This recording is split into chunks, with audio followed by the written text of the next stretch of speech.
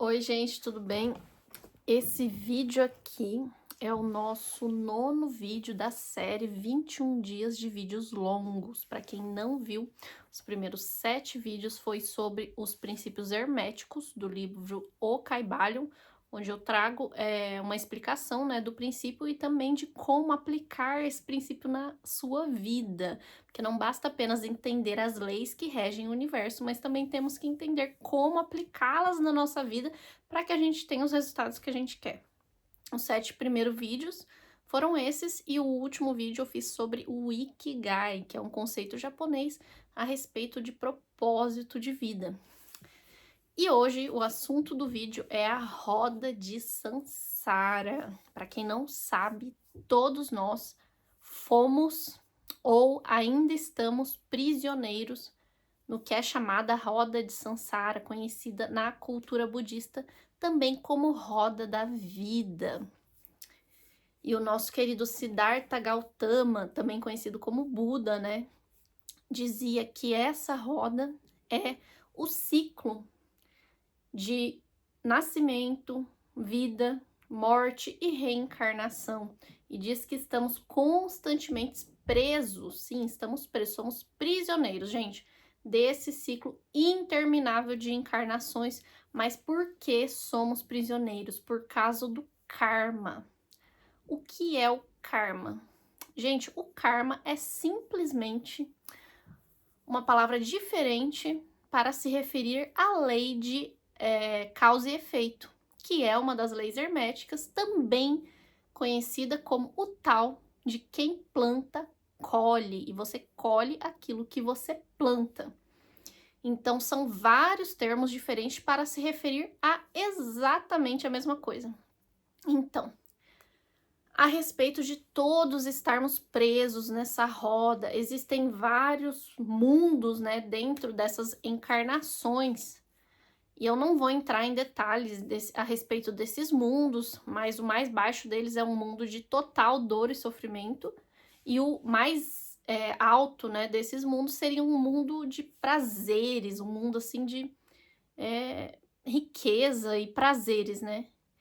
E mesmo estando no mais alto deles, que é o de prazer e riquezas, você ainda é prisioneiro da roda. E todos nós estamos em algum desses níveis. E às vezes a gente está em um e depois vai para outro, entende? Por exemplo, às vezes você está num nível de riqueza e prazeres, né? Não soube aproveitar isso, continuou prisioneiro, digamos assim, não usou suas riquezas de maneira justa, de maneira ética, usou essas riquezas para adquirir mais karma, por exemplo. As típicas pessoas que acreditam que para ter dinheiro temos que pisar nas pessoas que estão abaixo da gente, ou para eu ganhar eu tenho que passar o outro para trás, né? Essa pessoa, às vezes, ela vive no mundo das riquezas e dos prazeres, mas fazendo esse tipo de coisa ela estará adquirindo karma, não porque Deus está castigando ela, porque o imaginário coletivo criou essa ideia de que Deus é um senhor barbudo sentado numa cadeira, num trono, e ele aponta para as pessoas e fala: você será castigado pelo que você fez. Não é assim que funciona. A lei de ação e reação se aplica a absolutamente tudo no universo. Não necessariamente que existe um senhor com barba apontando e falando cada um o que eles vão ter que sofrer ou não. O que acontece é simplesmente a pessoa agiu e agora ela está sofrendo as consequências dessas ações. E essas consequências não são um castigo, são apenas as consequências. Que a gente na matéria, né, a gente no mundo físico tende a pensar que tudo é castigo. Não é castigo, não existem acontecimentos bons e acontecimentos ruins, existem só acontecimentos. E todos esses acontecimentos são necessários para nossa evolução espiritual e cada um está vivendo e está, digamos assim, sofrendo o que precisa sofrer para alcançar essa evolução. E ainda sobre esse assunto, né? Por que continuamos prisioneiros? Porque a gente continua preso no mundo material. O que é estar preso no mundo material? Especialmente, eu não sei dizer assim como foi exatamente em toda a história da humanidade. Mas, especialmente nos últimos tempos, né, as pessoas têm vivido um ceticismo tão extremo. Meu marido tá cantando. Tem vivido um ceticismo tão extremo que... Desculpa. Não só a questão do ateísmo, gente, não existe nada de errado em ser ateu em si. O problema é que as pessoas vivem o mundo físico como se a vida se resumisse àquilo. É aquilo ali que estamos vivendo, a fisicalidade, e fora daquilo não existe nada. Quando na realidade é o contrário. A gente é espírito e a nossa vida espiritual, ela é muito mais diversa que a nossa vida física. Se pegarmos aí a eternidade do nosso espírito, o tempo que passamos na fisicalidade é extremamente mínimo. Porém, quando estamos aqui, nós acreditamos que é só isso aqui, entende? Por isso que as pessoas levam muito mais a sério coisas que talvez não tenham tanta importância. Tanto que o Buda fala que o primeiro passo para você deixar a roda, para você se libertar, a roda, literalmente, sair dessa roda e libertar o seu espírito, deixar de ser prisioneiro, é você romper com o sofrimento. E os estoicos diziam que a dor é inevitável e o sofrimento é opcional.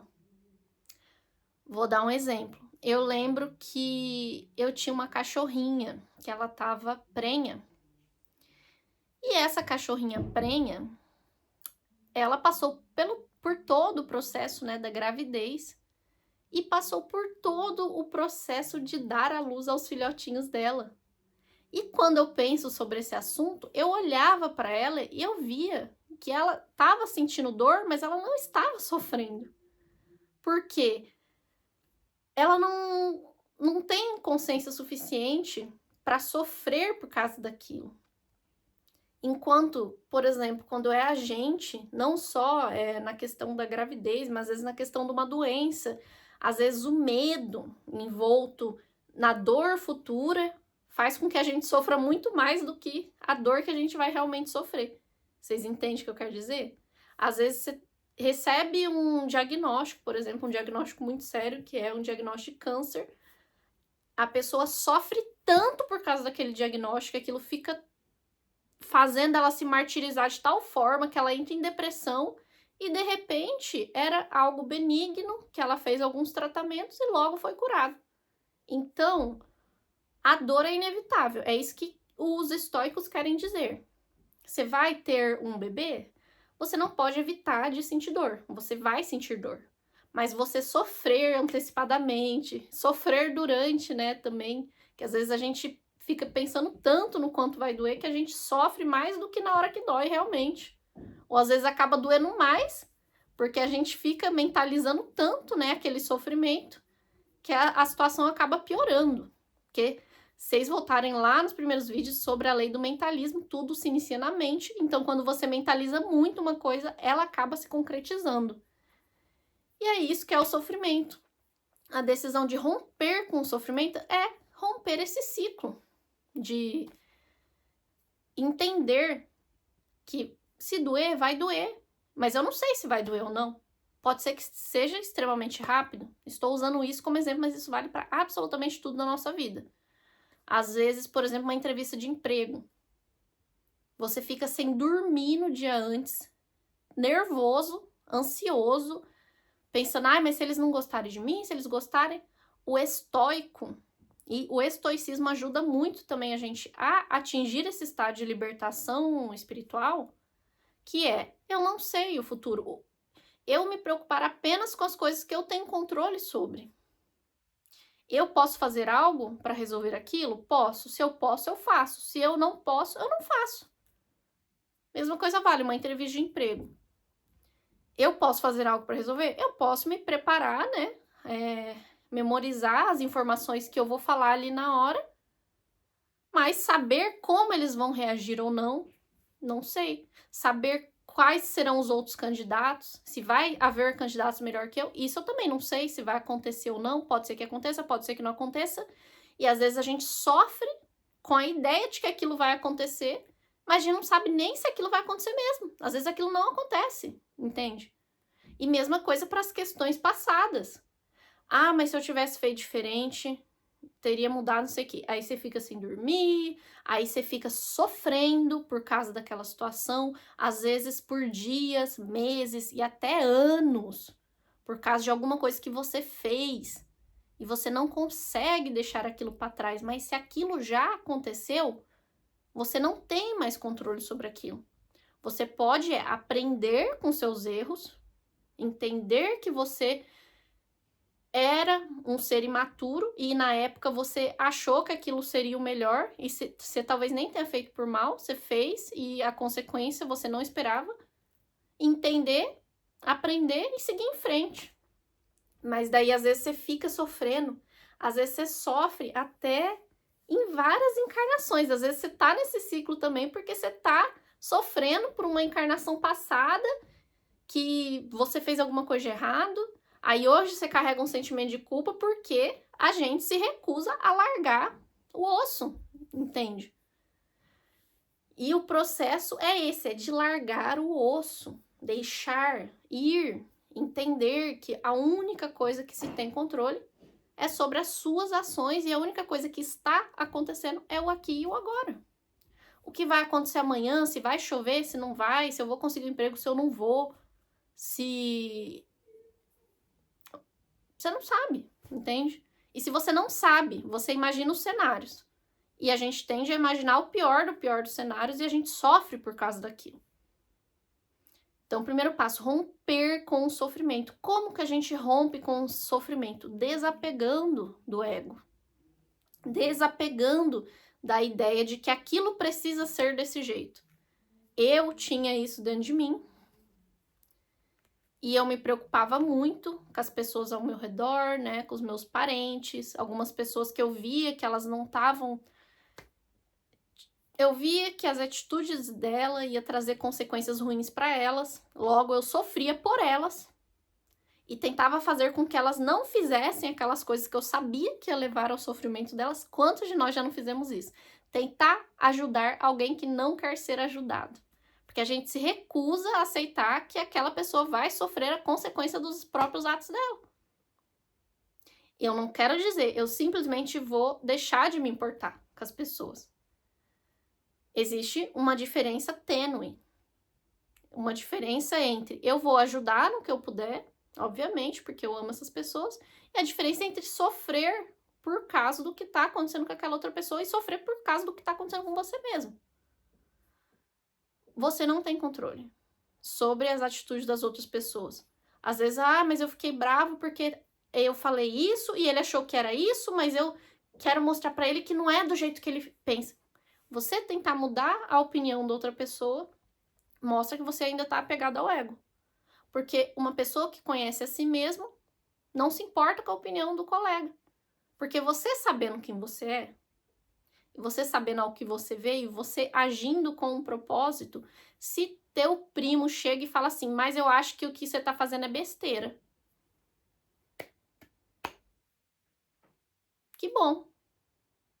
Tô nem aí. Sem ser rude, tentando não ser rude, não tô nem aí pro que você acha. Não tô nem aí porque os meus amigos acham de eu estar fazendo esses vídeos. Eu estou com propósito, estou seguindo o meu objetivo. Se terão pessoas assistindo ou não, não tô nem aí. O que as pessoas vão achar? Vão achar que a Karina ficou doida porque agora ela fala de espiritualidade? Eu não tô nem aí. Quando você conhece a si mesmo, você se liberta do ciclo do materialismo. E se libertar do ciclo do materialismo, gente, não é você ir lá, doar todos os seus bens para uma caridade e morar no meio da rua. Aliás, o Buda, o Siddhartha Gautama, fez isso. Ele nasceu numa família muito rica, tinha absolutamente tudo que ele poderia sonhar em ter, e não conseguia ver o propósito naquilo, largou tudo, foi morar de vento, ele foi morar no meio do mato, e durante uma época da vida dele, ele decidiu se alimentar apenas dos frutos que caíam no colo dele. E ele ficou extremamente desnutrido, ele se automutilava. Porque ele queria entender como que eu faço para me libertar. E depois de viver exatamente os dois extremos, que ele trouxe a ideia do caminho do meio. O que é o caminho do meio? Gente, é o equilíbrio. Eu deixar de viver o materialismo não é eu vou me livrar de todos os meus bens e morar no meio do mato sozinho. E, aliás, viver sozinho não vai te levar à tua evolução espiritual, porque a tua evolução espiritual está associada a conseguir viver harmoniosamente em sociedade. Ai, tem gente me ligando. Tava ligando antes, não me atenderam, agora estão me ligando. Vão ficar ligando, que eu vou terminar isso aqui. Viver em sociedade. Às vezes a gente reencarna numa família ou numa sociedade, porque na reencarnação anterior a gente não soube lidar com aquela família. E a gente reencarna novamente para aprender. Então, você ir pro meio do mato, morar sozinho, você também vai estar se afastando. Você tem que achar um equilíbrio entre todas as coisas. Não vou morar no mato sozinho, mas também não vou viver 100% bitolado, fazendo com que minha vida gire em torno do mundo físico, como se fosse só isso aqui e não existisse nada além disso. Então, a decisão de romper com o sofrimento. A gente sofre porque a gente quer. Sim, gente, aceitem isso. Quanto mais rápido vocês aceitarem isso, menos vocês vão sofrer. Quando eu aceitei isso e percebi, eu não tenho controle sobre o que as outras pessoas fazem, eu não tenho controle sobre os acontecimentos externos. Por exemplo, gente, quando começou esse negócio de guerra na Ucrânia, e eu moro aqui no Reino Unido, eu comecei a ficar apavorada com medo do Putin mandar uma bomba e estourar a gente aqui. Porque ele ficava ameaçando, aí eu ficava sem dormir. Ai, meu Deus, se ele mandar uma bomba. Isso era eu apegada ao ego. Se todos nós vamos desencarnar em algum momento, por que a gente tem medo de desencarnar? Sabendo que a gente é um espírito imortal. E mesmo se a gente não fosse, por exemplo, eu acredito que só existe a vida física e depois que morre, morreu.